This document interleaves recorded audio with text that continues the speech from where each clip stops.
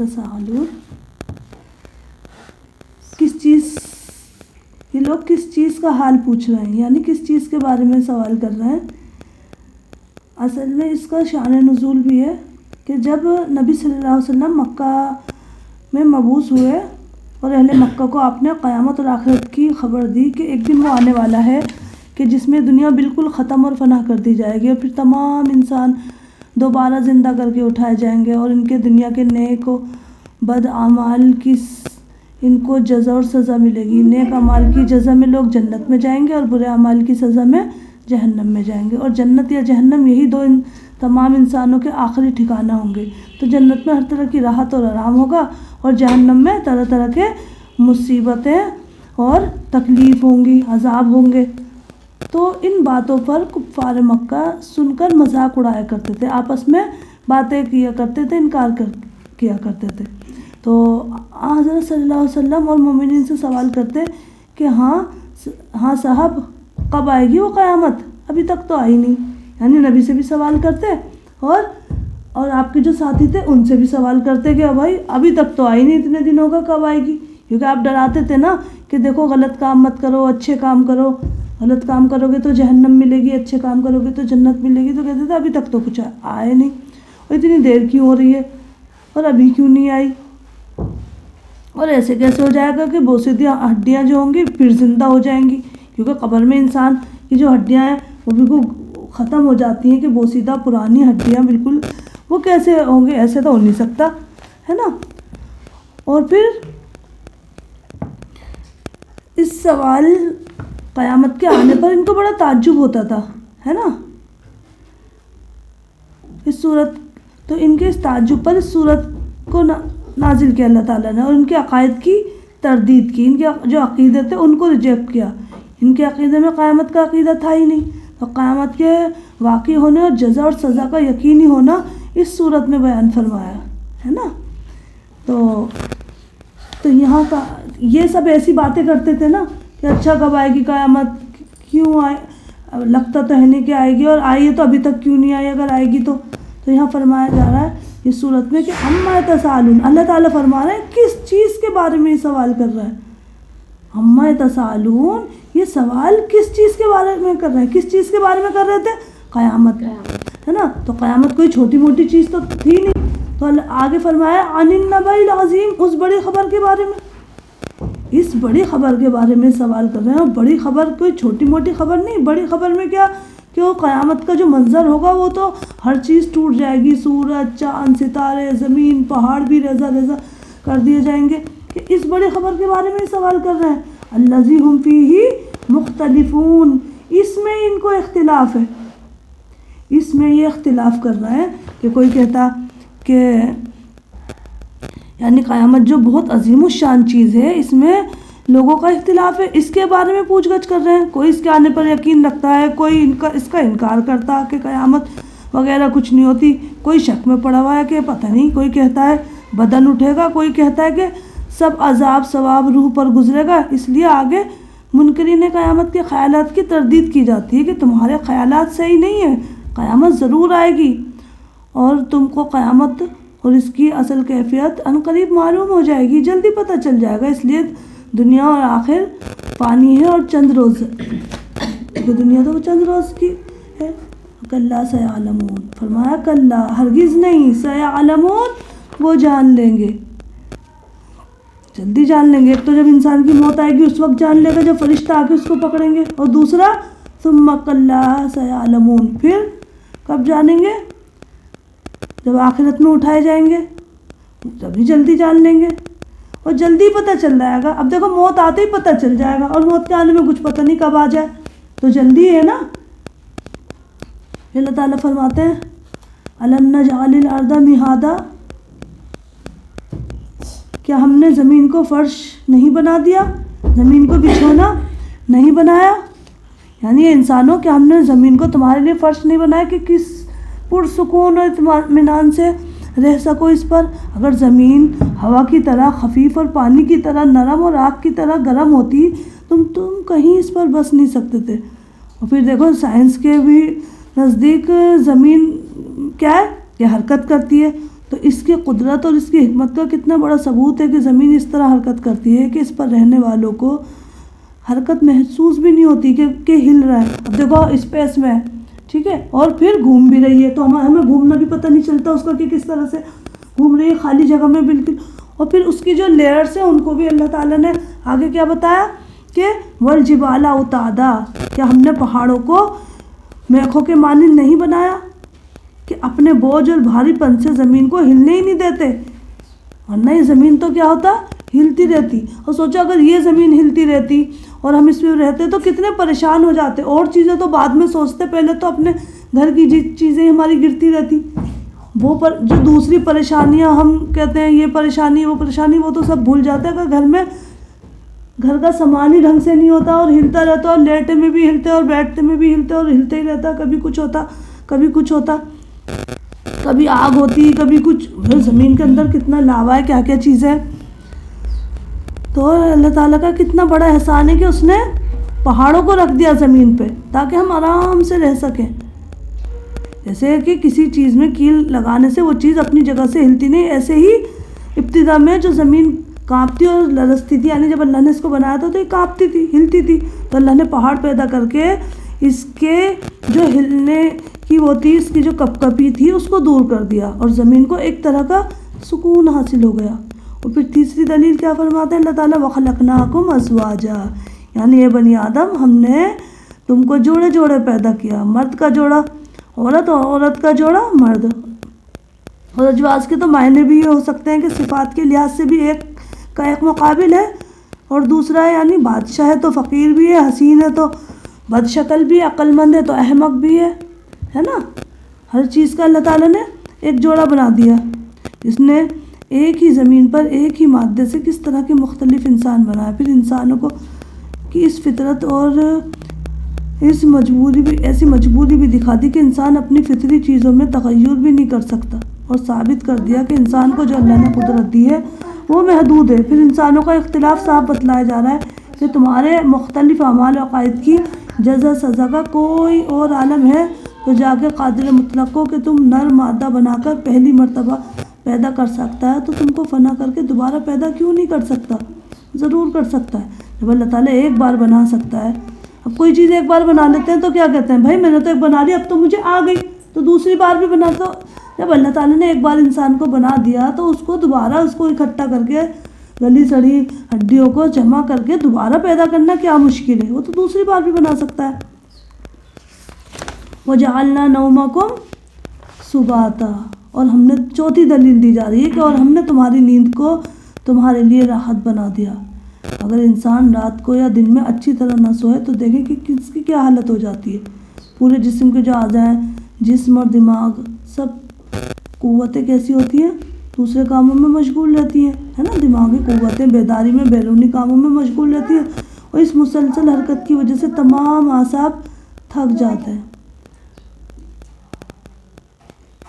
یعنی انسان کے جو باڈی ہے وہ کیا ہوتی ہے، پورے جسم میں کام کر کے تھک جاتی ہے نا. اور پھر وہ کیا ہوتے ہیں، تھکاوٹ کو دور کرنے اور اعضاء کو آرام پہنچانے کے اللہ نے نیند مقرر کر دی کہ رات کو سوتے ہیں نا تو کیا ہوتا ہے، مسلس کی ریپیئر ہو جاتی ہے اگر ہم رات کو ٹائم سے سوئیں گے.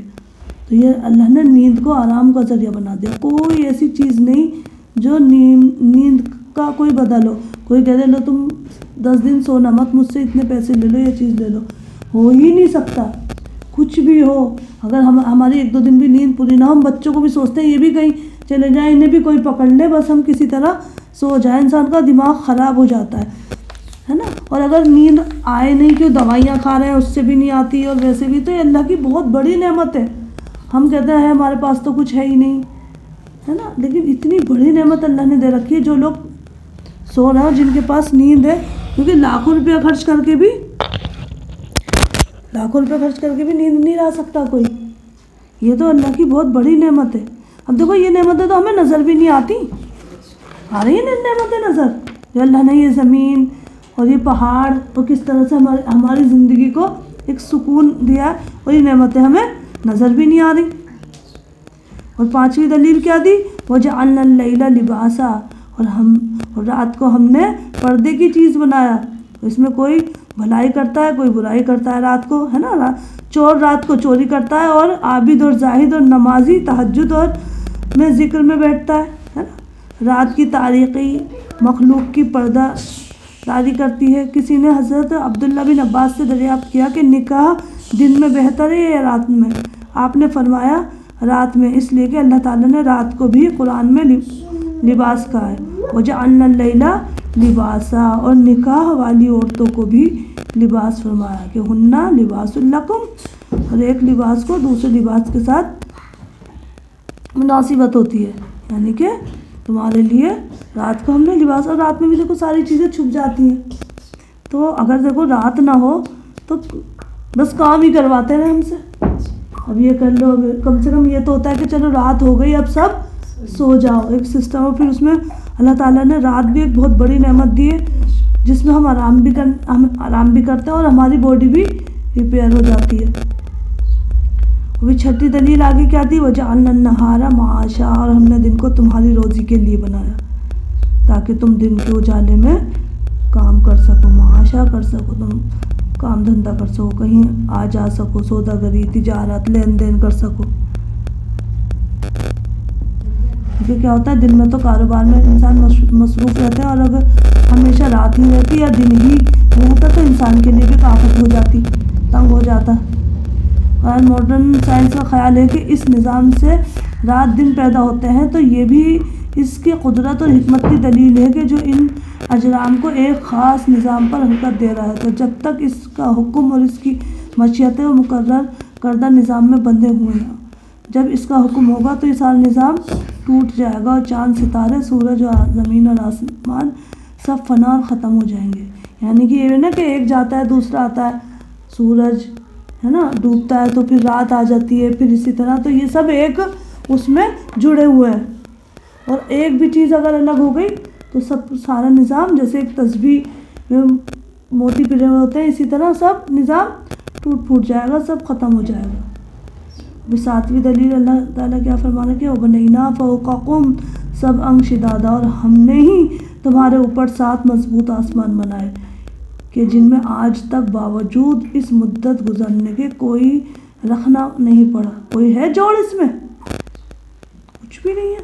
اور 8ویں دلیل وَجَعَلْنَا سِرَاجًا وَهَّاجًا، اور ہم نے چمکتا ہوا چراغ بھی بنا دیا، یعنی سورج کو بنایا جو تمام جہان کو روشن کر دیتا ہے اور دنیا کو منور کر دیتا ہے اور ہر چیز کو جگمگا دیتا ہے. اب سوچو سورج نہ ہو، یہ اللہ تعالیٰ اپنے احسان ہے نا کہ اللہ کے ہم پر کتنے احسان ہیں. وہ یہ احسان کہ ایک ہی بلب اللہ نے جلا دیا اور سب کو اس سے روشنی مل رہی ہے. اب دیکھو سورج نہ ہو تو کیا ہو بتاؤ؟ سورج نہ ہو تو ایک تو ہماری بجلی نہ بنے، اور اگر بجلی نہیں ہوئی تو ہمارے سارے کام مشینوں کے ٹھپ. کچھ ہو سکتا ہے؟ اور پھر اگر سورج نہیں ہوگا تو کیا ہوگا؟ پیڑ پودوں کو آکسیجن نہیں ملے گا. تو پیڑ پودوں کو آکسیجن نہیں ملے گا تو ہمیں کہاں سے ملے گا؟ جو اپنی غذا سورج سے حاصل کرتے ہیں، اور ہم کس سے؟ پیڑ پودوں سے حاصل کرتے ہیں. تو اگر وہ نہیں ہوگا تو کیا ہوگا؟ سوچو سورج نہ ہو تو پیڑ پودے بھی نہ رہیں. سوچو نہ بجلی ہوگی، نہ پیڑ پودے ہوں گے، اور نہ اگر آکسیجن ہوا میں ہوگی تو ہماری اتنی گندگی جو ہم کاربن ڈائی آکسائڈ چھوڑتے ہیں وہ پیڑ پودے سارے وہ اپنی طرف کھینچتے ہیں. تو یہ ایک سورج جو ہے اللہ کی بہت بڑی نعمت ہے. اور کیا ملتا ہے؟ کچھ بچے بتا رہے تھے کہ وہ وٹامن ڈی ہم کو مل جاتا ہے.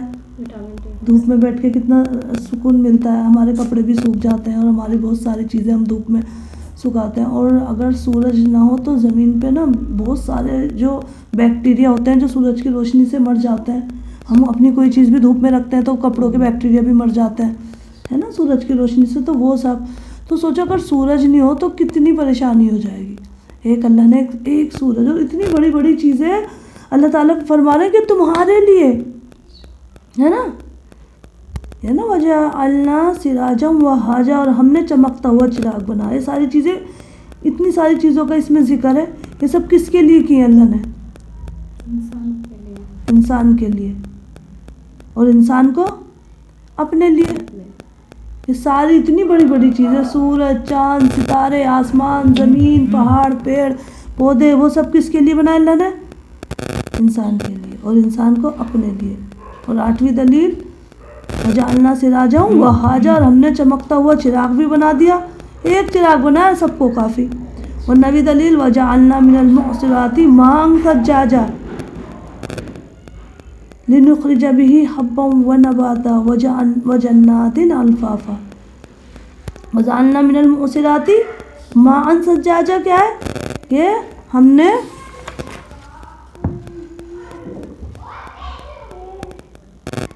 نے ہی پانی بھرے بادلوں سے کثرت سے پانی برسایا. وجعلنا من المعصرات، ہم نے نازل کیا کس سے؟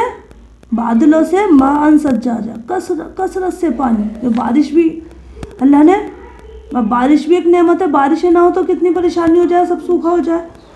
اور بارش کے پانی سے کیا کیا؟ لنخرج به، تاکہ ہم نکالیں اس سے حبا ونباتا، دانے اور ترکاریاں، وجنات الفافا. اب دیکھو اللہ نے بارش دی، بارش ایک بہت بڑی نعمت. پھر اس بارش سے کیا ہوتا ہے؟ سبزیاں ہوتی ہیں، ہمارے اناج ہوتے ہیں. تو اناج اور سبزیاں نہ ہوں گی تو کیا ہوگا؟ ہم کیا کھائیں گے؟ ایک تو بجلی بھی نہیں، سوچو پانی بھی نہیں، اور گھر میں کھانے کو بھی نہیں، اور سورج کی روشنی بھی نہیں، اندھیرا. تو لائف کیسی ہوگی؟ پھر ہم یہ کہیں گے اللہ تعالیٰ ہمیں مال دے دے، دولت دے دے، ہمیں یہ دے دے اور وہ دے دے. پہلے تو اپنے جینے کی فکر کریں گے نا. تو اتنی ساری نعمتیں، ان کا تو ہم اللہ کا شکر ادا ہی نہیں کرتے، ان کی طرف تو دیکھتے ہی نہیں، جو ہر وقت اور بس یہ کہتے رہتے ہیں ہمارے پاس تو کچھ ہے نہیں، ان پہ تو اتنا ہے، ان پہ تو اتنا ہے. یہ ساری بیسک چیزیں یہ نہیں ہوں گی تو ہماری تو زندگی جینا مشکل ہو جائے گی. اور پھر دیکھو ان میں اللہ تعالیٰ نے جو سبزیاں، ان کے ذائقے الگ، ان کے رنگ الگ، اور پھل اور پھول، اور پھر سب کا لحاظ رکھا. مطلب آم ہے تو وہ بھی الگ الگ رنگ کے ہیں کہ میرے بندوں کو سیزن کے اکارڈنگ آتی ہیں چیزیں، سیزن کے اکارڈنگ آتی ہیں. کبھی کوئی سا پھل آتا ہے، کبھی کوئی سا پھل آتا ہے. ایسے بھی نہیں کہ ایک ہی طرح کا پھل کھا کھا کے بور ہو جائے. کچھ دن ایک چلتا ہے تو دوسرا آ جاتا ہے، اس سے بور ہوتے ہیں. مطلب اللہ تعالیٰ نے کتنا خیال رکھا ہے کہ میرے بندے بور نہ ہو، ہے نا. ساری کھانے کی چیزیں، ان کے رنگ بھی الگ. اگر ایک ہی رنگ کے سارے پھل ہوتے تو مشکل ہو جاتی. اگر ایک جامن اور ایک انگور کو ایک اس میں رکھ دے تو پتہ نہیں چلے گا کون سے کالے انگور ہے، کون سی جامن ہے. پھر دیکھنے میں بھی اچھے لگتے ہیں. کچھ چیزیں اور سبزیاں تو کیا سوچ کے خرید لیتا ہے، دیکھ لو اچھی لگ رہی ہے نا. چاہے وہ بنا کے کھانے میں ہم اچھی نہ بنائیں اور وہ اچھی نہ لگے کھانے میں، لیکن اللہ نے ہر چیز اتنی خوبصورت بنائی ہے. اور پھر یہ 9 قدرت کی عظیم الشان نشانیاں بیان فرما کر بتلایا کہ جو خدا ایسی قدرت اور حکمت والا ہے کہ اسے اے انسان تمہاری دوسری مرتبہ پیدا کرنا اور حساب کتاب کے لیے اٹھانا کچھ مشکل ہوگا؟ کیا اس کی حکمت کے یہ بات منافی نہ ہوگی کہ اتنے بڑے کارخانہ دنیا کو یوں ہی خلط بے نتیجہ چھوڑ دیا جائے؟ کوئی پوچھنی ہوگی. یعنی اللہ تعالیٰ کی ہم اتنی نعمتیں استعمال کر رہے ہیں، ہے نا، اتنی نعمتیں استعمال کر رہے ہیں. یہ بڑی بڑی نعمتیں بھی، سورج، چاند، آسمان کی نعمتیں، زمین کی نعمتیں، ساری نعمتیں بتانے کے بعد کہا جا رہا ہے کہ یہ جو تم استعمال کر رہے ہو نا، یہ ساری چیز یوز کر رہے ہو، ان کا تو حساب ہونا ہے. ٹھیک ہے. اور اس کے لیے اللہ تعالیٰ نے ایک دن رکھا ہے، اور پھر اس دن کو آخرت کہا جاتا ہے، اور جس کا آنا یقینی ہے کہ دن تو آئے گا. اس لیے تو آگے فرمایا کہ اِنَّ یَوْمَ الْفَصْلِ کَانَ میقاتا، بے شک فیصلے کا دن تو طے ہے، وہ تو معین وقت ہے، وہ تو آئے گا. اور کیا ہوگا، کس طرح ہوگا، اس کے آنے کی کیا ہوگی نشانی؟ یوم ينفخ فی الصور، پھر جس دن سور میں پھونکا جائے گا تو تم لوگ کیسے ہو جاؤ گے؟ وَتَأْتُونَ أَفْوَاجًا، گرو در گرو آؤ گے، ہے نا، گرو گرو کر کے نکلو گے.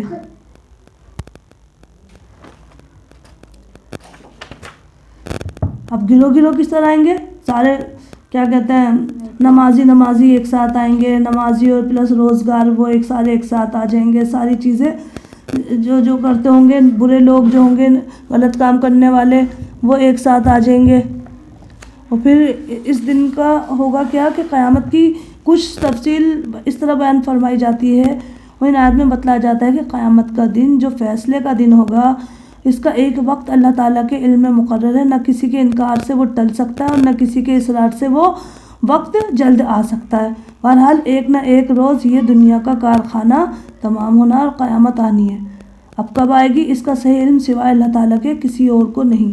پھر جب وہ دن آ جائے گا تو سور پھونکا جائے گا، اور پہلا سور پھونکنے سے تمام دنیا الٹ پلٹ ہو کر نیست و نابود ہو جائے گی، ختم ہو جائے گی۔ حدیث سے معلوم ہوتا ہے کہ نفخہ سور جمعے کے دن جو یوم عاشورہ بھی ہوگا صبح ہوتے ہی شروع ہو جائے گا، یعنی کہ جمعے کا دن ہوگا اور صبح ہوتے ہی پھر کیا ہوگا، شروع ہو جائے گا۔ حضرت شاہ رفیع الدین صاحب رحمۃ اللہ محدث دہلوی نے اپنی کتاب قیامت نامہ میں لکھا ہے کہ قیامت کا قیام کی اول علامت یہ ہوگی کہ لوگ 3-4 سال تک غفلت میں پڑے رہیں گے اور دنیاوی تمام نعمتیں، اموال اور شہوت رانیاں بکثرت ہو جائیں گی کہ جمعے کے دن جو یوم عاشورہ بھی ہوگا یعنی محرم کی 10 تاریخ صبح ہوتے ہی لوگ اپنے اپنے کاموں میں مشغول ہو جائیں گے کہ ناگہاں ایک لمبی آواز آدمیوں کو سنائی دے گی، یعنی اچانک سے ایک لمبی آواز سنائی دے گی اور یہی نفخہ سور ہوگا۔ لوگ خوف و ہیبت کی وجہ سے مرنے شروع ہو جائیں گے، زمین میں زلزلہ آئے گا اور جس کے ڈر سے لوگ گھروں کو چھوڑ کر میدان میں بھاگیں گے اور وحشی جانور ڈر کر لوگوں کی طرف میل کریں گے، سمندر ابل کر قرب اور جوار کی جگہوں پر چڑھ جائیں گے، آگ بجھ جائے گی، پہاڑ ٹکڑے ٹکڑے ہو کر تیز ہوا کے چلنے سے ریت کی موافق ہو جائیں گے اور وہ آواز دم بدم سخت ہوتی جائے گی، یہاں تک کہ اس کے نہایت ہولناک ہونے پر آسمان پھٹ جائیں گے، ستارے ٹوٹ ٹوٹ کر ریزہ ریزہ ہو جائیں گے، اور نفخہ سور کے مسلسل 6 ماہ تک رہنے کے بعد نہ آسمان رہے گا، نہ ستارے، نہ سمندر، یعنی 6 مہینے تک یہ رہے گا، نہ ستارے ہوں گے، نہ سمندر، نہ کوئی اور چیز، سب کے سب نیست و نابود ہو جائیں گے، فرشتے بھی مر جائیں گے، مگر کہتے ہیں کہ 8 چیزیں فنا سے مستثنیٰ ہیں، اول عرش، دوسرا کرسی، تیسرا لوح، چوتھا قلم، اور 5واں وحشت، اور 6واں دوزخ، اور 7واں روحیں۔ لیکن روحوں کو بھی بے خودی و بے ہوشی لاحق ہو جائے گی۔ بعضوں کا یہ خیال ہے کہ یہ 8 چیزیں بھی تھوڑی دیر کے لیے معدوم ہو جائیں گی، حاصل کلام سوائے ذات باری تعالیٰ کے کوئی باقی نہ رہے گا۔ جب سب ختم ہو جائے گا، کچھ دیر کے لیے تو کوئی بھی نہیں ہوگا، تو اللہ رب العزت فرمائے گا کہ لمن الملک اليوم، کس کے لیے آج بادشاہت ہے، آج کس کی سلطنت ہے؟ پھر خود ہی اللہ تعالیٰ ارشاد فرمائے گا للہ الواحد القہار، خدا یکتا قہار کے لیے بس ایک وقت تک ذات اور واحد اور خداوند قدوس ذوالجلال والا اکرام ہی رہے گی، پھر ایک مدت کے بعد کہ جس کی مقدار سوائے اللہ تعالیٰ کے اور کوئی نہیں جانتا، نئے سرے سے پیدائش کی بنیاد قائم کرے گا، آسمان، زمین اور فرشتوں کو پیدا کرے گا۔ زمین کی حیرت اس وقت ایسی ہوگی کہ اس میں عمارتوں، درختوں، پہاڑوں، سمندروں وغیرہ کا نشان نہ ہوگا۔ پھر حضرت اسرافیل علیہ السلام کو سور پھونکنے کا حکم ہوگا، روحیں اپنے اپنے جسموں میں اس طرح سے آئیں گی جیسے گھونسلوں میں پرندے، ان کا رابطہ جسموں سے قائم ہو جائے گا اور سب کے سب زندہ ہو کر کھڑے ہوں گے۔ اب یہ کب ہوگا؟ جب دوسرا سور پھونکا جائے گا، اور پھر جو لوگوں کو جو گروہ گروہ تقسیم کیا جائے گا تو اس میں کیسے ہوگا کہ عقائد اور اعمال کے لحاظ سے لوگوں کی تقسیم ہوگی کہ جس کا جتنا عقیدہ ہوگا اس کے حساب سے لوگوں کی گروپنگ ہو جائے گی۔ اور یہاں آیت میں فرمایا ہے کہ نفخہ ثانیہ یعنی دوسرے سور کے بعد تو پھر تم لوگ گروہ گروہ ہو کر میدان حشر میں آؤ گے، یعنی کثرت سے الگ الگ جماعتیں اور ٹولیاں بن کر جن کی تقسیم انسان کے ممتاز عقائد اور اعمال پر ہوگی، میدان حشر میں جمع ہوں گی۔ پھر نیکوں کی جدا جماعت ہوگی اور بدوں کی الگ، یعنی نیک لوگوں کی جماعت الگ ہوگی، مطلب الگ الگ گروپنگ ہو جائے گی۔ پھر نیکوں میں نمازیوں کی الگ، صدقات اور خیرات دینے والوں کی الگ، صابروں کی الگ، شاکروں کی الگ، رات میں چھپ کر عبادت کرنے والوں کی الگ، آفتاب پرستوں کی الگ، بت پرستوں کی الگ، پھر زناکاروں کی الگ، ظالموں کی الگ، دغا باز جھوٹ بولنے والوں کی الگ۔ ہر جماعت کا الگ نشان ہوگا اور اس پر لکھا ہوگا کہ یہ فلاں جماعت ہے، اور جھوٹوں کی الگ، غیبت اور چغلی کرنے والوں کی الگ، مذاق اڑانے والوں کی الگ، سب کی الگ الگ۔ اور ایسا ہوتا ہے نا کہ دنیا میں بھی کیا ہوتا ہے، اس ٹائپ کے جن کا ٹیسٹ ایک ہوتا ہے، لوگ مل جاتے ہیں، نمازی سارے ایک ساتھ مل جاتے ہیں، ہے نا، اور جھوٹ بولنے والے، مذاق اڑانے والے، وہ بھی ایک ٹولی ایسی بنا لیتے ہیں، تو گروپنگ، تو جتنے بھی لوگ ہوں گے ان سب کو کی الگ الگ گروپنگ ہو جائے گی۔ سب میدان قیامت میں حاضر ہو جائیں گے. ٹھیک ہے, تو ابھی اتنے ہی, آگے انشاءاللہ کریں گے. وآخر دعوانا الحمدللہ رب العالمین. سبحانک اللہم و بحمدک اشہد ان لا الہ الا انت نستغفرک و نتوب الیک. السلام علیکم و رحمۃ اللہ وبرکاتہ.